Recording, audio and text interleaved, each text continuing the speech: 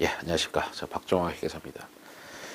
어, 여기 인스티비에서 정말 많은 강의를 하고 있는데 회계학 강의 정말 많이 하고 있죠. 그래서 뭐 관세사, 뭐 보험계리사, 뭐 신용분석사, 그리고 뭐 손해사정사, 뭐 엄청나게 많이 하고 있습니다. 그래서 제가 누군지 궁금하시면은 OT 강의 있으니까 반드시 그걸 꼭 듣고 오세요. OT 강의 있으면은 거기 제가 뭐 회계사이고 세무사이고 학교 어디 나오고 지금 어디 소속이고 등등등이 다 있거든요. 한 10분 동안 자랑질한 게 있거든요. 물론 그 자랑질 속에는 어떻게 강의하겠다. 그게 가장 중요하겠죠. 그렇죠? 그런 것들 듣고 오서 이 강의를 들어야 되겠다 말아야 되겠다 생각이 드실 겁니다. 예, 그래서 뭐 그래도 궁금하다. 나는 OT 강의 거기 들을 지금 뭐 마음의 정신이 없고 그냥 간단하게 소개해봐. 그럼 제가 30초 만에 한번 해보겠습니다. 가능할지 모르겠습니다. 아까 말했듯이 회계사 세무사이고 그리고 2013년 말인가 그때까지 제가 3일 회계법인 우리나라에서 제일 큰 회계법인을 다녔고 뭐 지금은 다른 회계법인에 다니고 있습니다. 뭐 이사로 돼 있고 그다음 뭐 상장사 사회이사도 하고 있고요. 지금 6년째 하고 있죠. 그리고 또 뭐가 있나 너무 많은 얘기가 있어가지고 대표이사도 하고 있습니다. 재작년이죠. 재작년에 회사 하나 차려가지고 대표이사도 하나 하고 있고 뭐 법인을 차렸다는 것이죠. 그리고 강의를 뭐 워낙 많이 하고 있습니다. 제가 아는 모든 회계사 중에서는 뭐 아는 선에서는 맞습니다. 뭐 모르는 사람 빼고 아는 사람 중에서는 가장 많이 하고 있습니다. 뭐 130시간 한 달에 뭐 평균이 그렇습니다. 근데 그게 회계감사 시즌 같은 때는 그때도 뭐 100시간 이상 한다는 거예요. 회계감사 시즌 때는 그냥 뭐 장난 아니게 바쁘거든요. 그때도 100시간 이상 하니까 정말 미친 듯이 빡시게 살고 있다. 강의를 워낙 많이 하다 보니까 책도 자연스럽게 많이 썼는데 한 110권 이상 쓴 것 같아요. 11년, 12년 동안 정말 힘들게 살아왔다. 예, 그 정도 간단하게 하겠습니다. 하여튼 더 자세한 얘기는 OT를 참조하시고요. 우리 회계가 재무회계랑 원가관리회계가 있는데 재무회계 30문제 나오고 원가관리는 10문제 나오고 있죠. 1장, 2장, 3장에서 1장은 뭐 시험에 관련 없으니까 강의를 아예 안 할 것이고 4장부터 24장까지 다 한 다음에 마지막에 2, 3장을 할 건데 2, 3장은 말로 돼 있는 부분이기 때문에 지금 필요 없다는 겁니다. 그러니까 4장부터 이제 쭉 24장까지 강의하겠다는 겁니다. 야, 나는 재무회계랑 원가관리 회계도 몰라. 그러면은 반드시 회계원리 강의를 듣고 오셔야 되는데 회계원리라는 것을 모르는 사람도 있을 겁니다. 제가 오프라인을 진행하게 되면 이건 온라인 강의죠. 오프라인 진행하게 되면은 회계원리 듣고 오셨습니까? 하면은 뭐 10명 중에 1명 정도로 손을 듭니다. 나 회계원리 뭔지 모른다고. 그럼 그 사람은 나가야 되는 거지. 나가고 반드시 회계원리를 듣고 수강을 해야 된다. 이거는 선택이 아니라 의무입니다. 필수. 반드시 그래야 돼. 회계 기초를 다지고 나서 요거 듣는 거예요. 예, 오케이. 그래서 이제 바로 강의하겠습니다. 저는 뭐 수험에 적합한 강의를 합니다. 시험에 안 나오는 거는 강의를 굳이 하지 않고 그리고 제 머릿속에는 감정평가사, 관세사, 보험계리사 기출문제가 머릿속에 다 있다는 거예요. 왜냐면 제가 강의를 다 하고 있기 때문에 잘 알고 있죠. 뭐 심지어 뭐 세무사 강의도 하고 뭐 별 강의 다 한다고 그냥 여러분이 생각하는 온갖 강의를 다 한다 보시면 됩니다. 정말 힘들어요. 정말 힘들어요. 그래서 그 기출일 문제가 머릿속에 다 있다고 해서 뭐 어떡하라고 그걸 다 감안해서 강의하겠다는 거예요. 쭉 강의하다 보면은 아무래도 뭐 초반이기 때문에 이런저런 잔소리가 많은데 강의하다 보면은 요 토픽은요 지금까지 15년, 16년 동안 다시 말하면 IFRS 시험 2010년부터인데 그때부터 지금까지 단 한 번도 안 나왔다 또는 감정평가사만 나왔다, 계리사만 나왔다, 관세사만 나왔다, 관세사가 뭐 2017년, 2021년 나왔다 등등등을 언급할 거라고 머릿속에 이렇게 다 있다고 데이터가.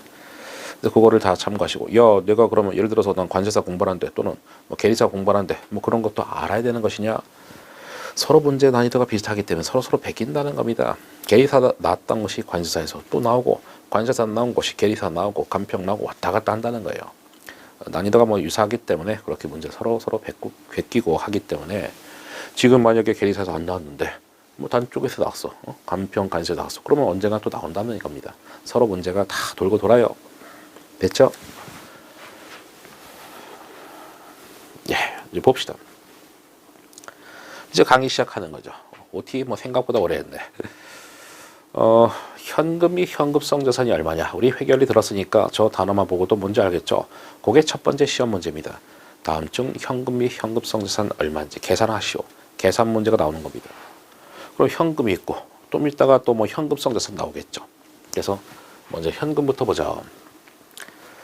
통하고 토양화 대형증권 요금을 예금인데, 야 그럼 이 박스를 정확하게 알아야 되냐? 예, 그럴 필요 없어요. 제가 얘기했지 않습니까? 캐시천이 뭐라고? 현금 및 현금성자산 얼마냐.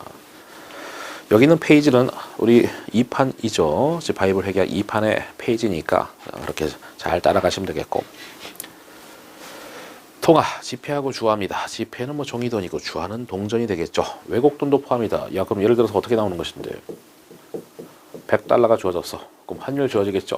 환율은 뭐 달러다, 뭐 1,000원, 뭐 1,400원 이렇게 주어진다고. 그럼 곱해서 뭐 14만 원. 이렇게 계산하시면 되겠죠. 외국돈도 다 포함이다. 소액 현금 같은 말이 시제액. 지금 회사가 갖고 있는 현금, 다시 말해서 회사 서랍 속에 있는 현금입니다. 그것이 소액 현금 또는 시제액입니다. 전도금은 지점이 보관 중인 현금입니다. 그럼 여러분 이럴 수 있잖아. 이야 말이 너무 빠른 거 아니야? 그리고 왜 책에 쭉 봐도 그런 설명이 없냐? 그런 설명 다 없어요. 이런 거는 그냥 현금 및 현금성 자산이다까지만 아시면 된다고. 제가 뭐 부연 설명하는데 뭐 소액 현금이 뭐다, 전도금 뭐다 설명은 다 드리고 있지. 근데 그게 정확하게 뭔지는 아실 필요 없다고. 현금 및 현금성 자산인지 아닌지만 발라내면 되는데 다 부연 설명이죠.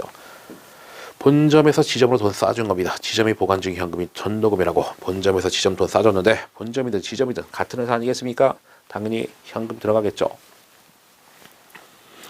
통화가 뭐 돈인데 뭐 이런 것들이 뭐 돈이고, 그다음 통화 대형증권은 언제라도 통화로 바꿔 쓸 수 있는 것, 언제라도 통화로 바꿔 쓸 수 있는 것 해서 각종 수표다라 보시면 됩니다.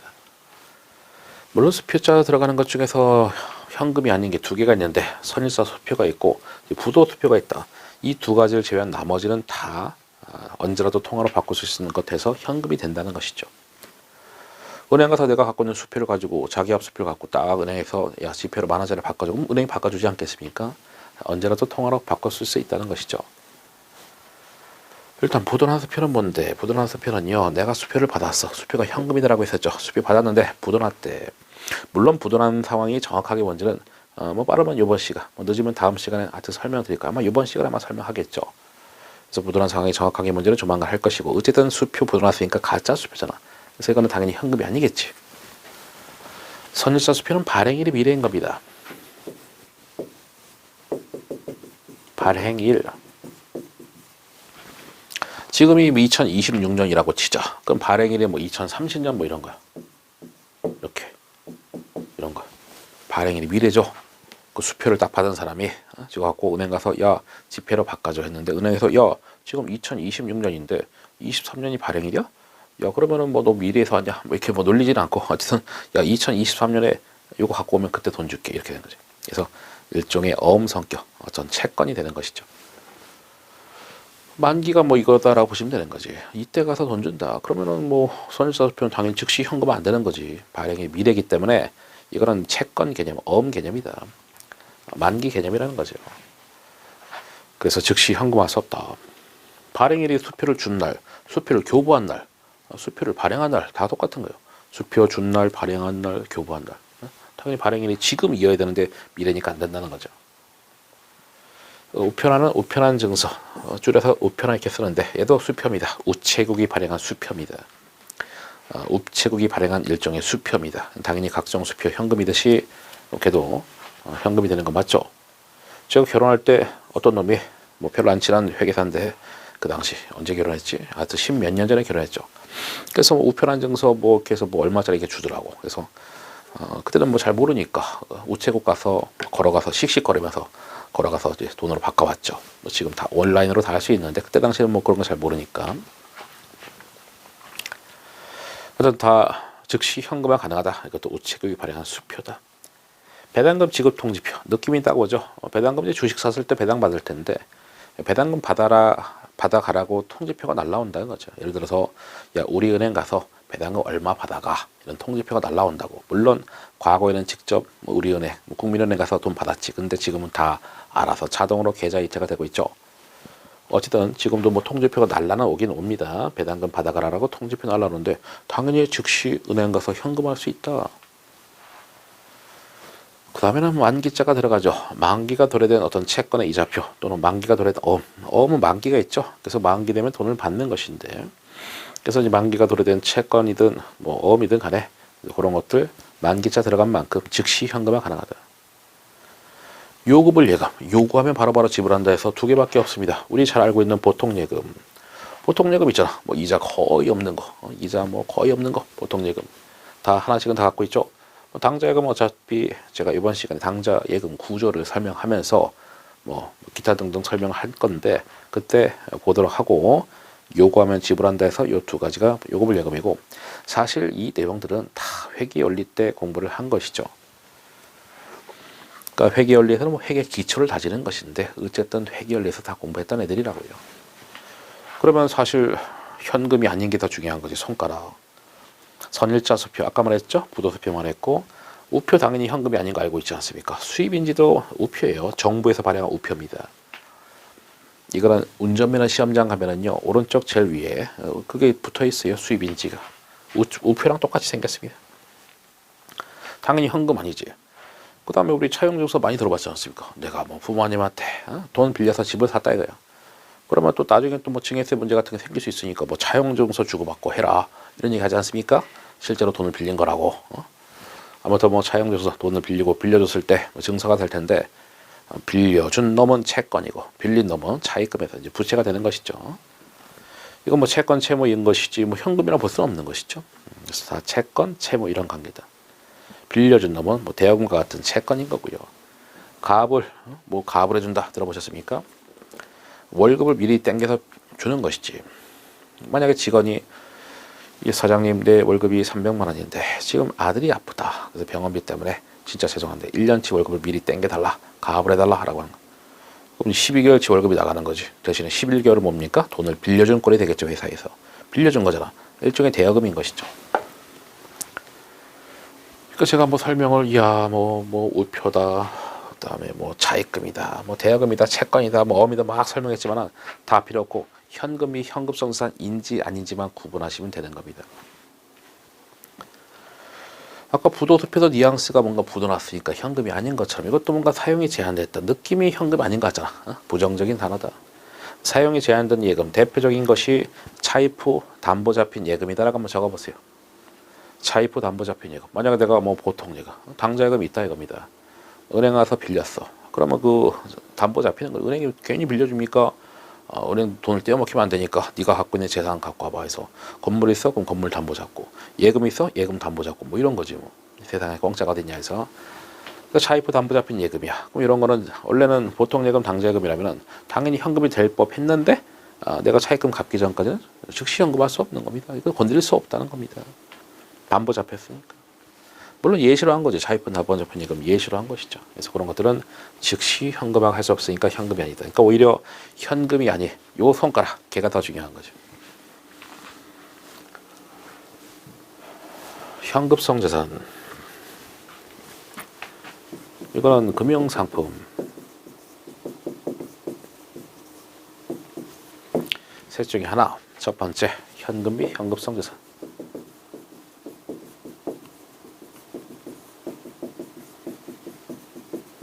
두 번째는 단기 금융상품. 세 번째는 장기 금융상품. 예, 요 세 가지가 있습니다. 하지만 시험은 맨날 현금 및 현금성 자산만 나오는데 그래도 뭐 알아서 뭐 당연히 나쁠 건 없지. from 취득일. 그러니까 취득일로부터 만기가 3개월 이내 도래되는 그런 금융상품. 걔가 즉시 현금화된다 해서 현금의 성격을 가졌다. 현금성 자산의 뜻인 겁니다. 애초에 그 취득일로부터 만기가 3개월 난 되는 초단기 금융상품. 만약에 정기예금인데 뭐 한 달짜리도 있고 두 달짜리도 있고 세 달짜리 다 있지 않습니까? 뭐 그런 것들은 현금성 자산 되는 거죠. 왜? 조만간 현금화되니까 현금으로 간주해버리겠다. 그 다음에 우리 회계에서 단기, 장기는 우리 회계 뭐 회계 원리만 공부해도 요 느낌은 있죠. 단기는 무조건 유동, 장기는 비유동. 유동, 비동은 다 결산일 기준이죠. 결산일부터 만기가 1년 이내 도래. 얘는 1년 이후 도래.